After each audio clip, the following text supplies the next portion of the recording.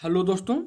आज हम बात करने वाले हैं सामाजिक विज्ञान के प्रश्न पत्र 2022 के बारे में। यूपी बोर्ड कक्षा 10 का जो 2022 में पेपर हुआ था, जो परीक्षा हुई थी, उसमें सामाजिक विज्ञान का प्रश्न पत्र किस तरह का आया था और प्रश्न किस तरह के पूछे गए थे, उनकी कठिनाई का स्तर क्या था, ये सारी चीज़ें हम इस वीडियो में जानने वाले हैं।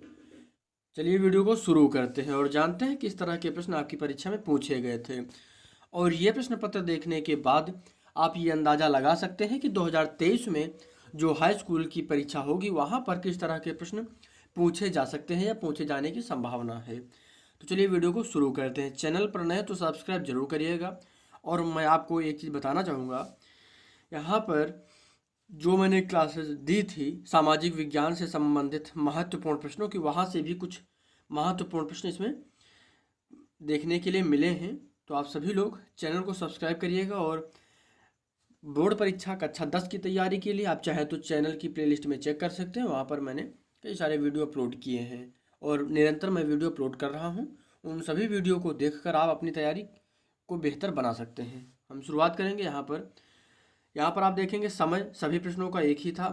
समय जो है सभी प्रश्नों का सेम है, 3 घंटे 15 मिनट का, और पूर्णांक जो है 70 नंबर का था। यानी जो आपका प्रश्न पत्र था 70 नंबर का पेपर है। और यहाँ पर हम देखेंगे नोट में प्रारंभ के 15 मिनट परीक्षार्थियों को पढ़ने के लिए निर्धारित किए गए हैं, प्रश्न पत्र पढ़ने के लिए। और इसके बाद यहाँ पर हम देखेंगे निर्देश में आप पढ़ सकते हैं, या खंड जो है इस प्रश्न पत्र, यानी जो सामाजिक विज्ञान का प्रश्न पत्र है, ये 2 खंडों का व खा में विभाजित है। इसके बाद यहाँ पर प्रत्येक खंड के सभी प्रश्न एक साथ हल करना आवश्यक है। प्रत्येक खंड का उत्तर नए प्रश्न से आरंभ किया जाए। प्रत्येक प्रश्न के लिए निर्धारित अंक उसके सम्मुख अंकित हैं। उसके बाद हम आगे देखेंगे। यहाँ पर एक चीज़ और, आप सभी लोग जब प्रश्न पत्र को हल किया करें, जैसे खंड का और खा है तो खंड का के सभी प्रश्न एक साथ ही हल किया करें। यहाँ पर हम आगे देखेंगे प्रश्न पत्र में 4 प्रकार के प्रश्न हैं: बहुविकल्पी, अति लघु उत्तरीय, लघु उत्तरीय व दीर्घ उत्तरीय, जिनके संबंध में निर्देश उनके आरंभ में दिए गए हैं।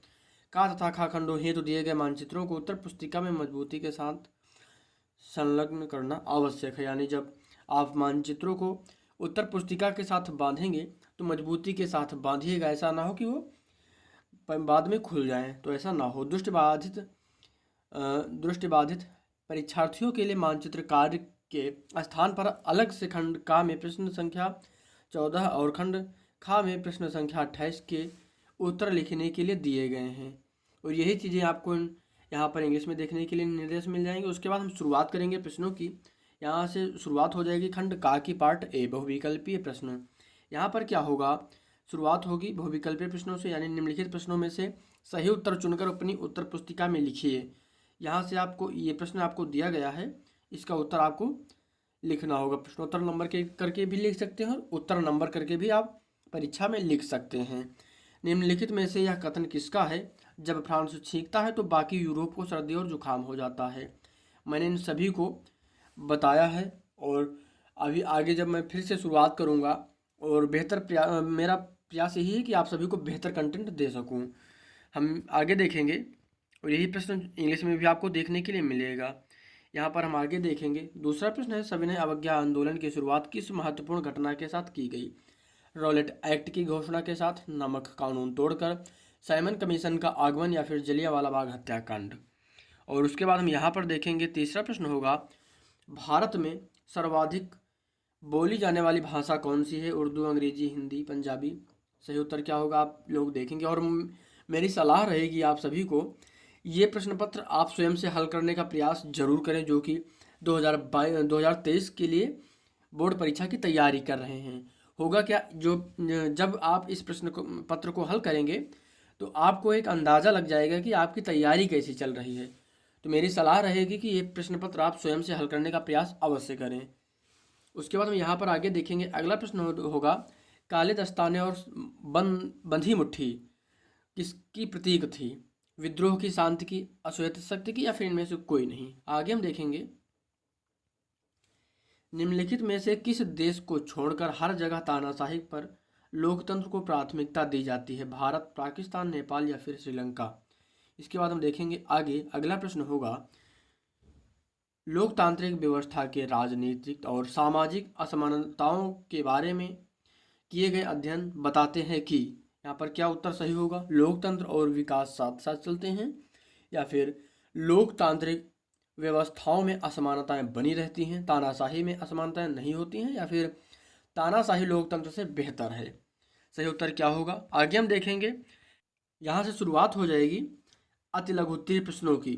पूर्ण स्वराज का उद्घोष कब और किसके द्वारा किया गया, 2 नंबर का प्रश्न है। उसके बाद यहाँ पर क्या होगा, गृह युद्ध से क्या तात्पर्य है, ये भी 2 नंबर का प्रश्न है। उसके बाद हम आगे देखेंगे सांप्रदायिकता से आप क्या समझते हैं, 2 नंबर के प्रश्न ये सारे हैं। और उसके बाद यहाँ पर लघु उत्तरीय प्रश्न देखने के लिए आपको मिलेंगे, यानी शॉर्ट आंसर टाइप क्वेश्चंस, यानी लोकतंत्र में सत्ता की साझेदारी क्यों जरूरी है, कोई एक तर्क दीजिए, अथवा गठबंधन सरकार से आप क्या समझते हैं। ये आप चाहे तो अथवा वाला ये प्रश्न कर सकते हैं, गठबंधन सरकार से आप क्या समझते हैं, या फिर लोकतंत्र में सत्ता की साझेदारी क्यों जरूरी है, कोई एक तर्क दीजिए। इनमें से कोई भी एक प्रश्न आपको हल करना होता है। यहाँ पर 11 नंबर प्रश्न होगा, लोकतंत्रीय देशों में सामाजिक विभाजन का क्या प्रभाव पड़ता है, 3 नंबर का प्रश्न है। या फिर अथवा में आप करेंगे भारत की विधायिकाओं में महिलाओं के प्रतिनिधित्व की स्थिति क्या है।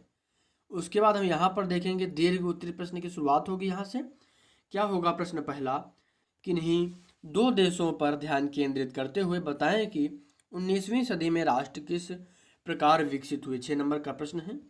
आप ध्यान से इन प्रश्नों का उत्तर देंगे। सविनय अवज्ञा आंदोलन की सीमाओं पर एक टिप्पणी लिखिए, ये भी 6 नंबर का प्रश्न है। यानी यहाँ पर आप इन दोनों प्रश्नों में से कोई भी एक प्रश्न हल कर सकते हैं। उसके बाद हम आगे देखेंगे, यहाँ पर 13 नंबर प्रश्न हो जाएगा, लोकतंत्र किस तरह उत्तरदायी, जिम्मेवार और वैध सरकार का गठन करता है, अथवा एक अच्छे लोकतंत्र की परिभाषा दीजिए, इसकी प्रमुख विशेषताएं बताइए। और इसके बाद हम यहाँ पर देखेंगे मानचित्र संबंधी प्रश्न हैं दिए गए हैं, यहाँ पर आप इन सभी को भी देख लेंगे। मैप वर्क यहाँ पर आपको देखने के लिए मिलेगा। यहाँ पर क्या होगा, निम्नलिखित स्थानों को भारत के दिए गए रेखा मानचित्र में यहाँ पर चिन्ह द्वारा नाम सहित दर्शाइए। सही नाम तथा सही अंकन के लिए 1/2 अंक निर्धारित है, यानी आधा अंक आपको मिलेगा। वह स्थान जहाँ दिसंबर 1920 में भारतीय राष्ट्रीय कांग्रेस का अधिवेशन हुआ, वह स्थान जहाँ चौरी चौरा कांड हुआ, वह स्थान जहाँ महात्मा गांधी ने नमक कानून तोड़ा, उसके बाद वह स्थान जहाँ 1927 में भारतीय राष्ट्रीय कांग्रेस का अधिवेशन हुआ।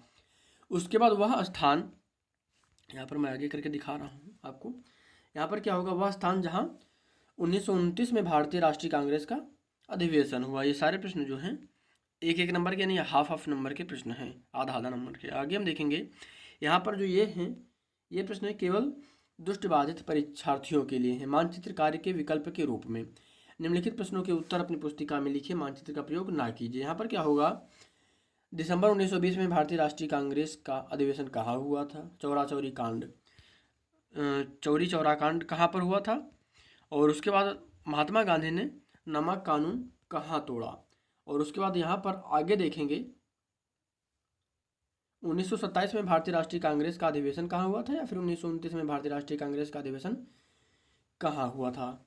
आगे हम देखेंगे, यहाँ से शुरुआत हो जाएगी खंड खा की। खंड खा में कौन से प्रश्न, किस तरह के प्रश्न पूछे गए थे। यहाँ से बहुविकल्पीय प्रारूप, जो बहुविकल्पीय है प्रश्न है, इनकी शुरुआत होगी।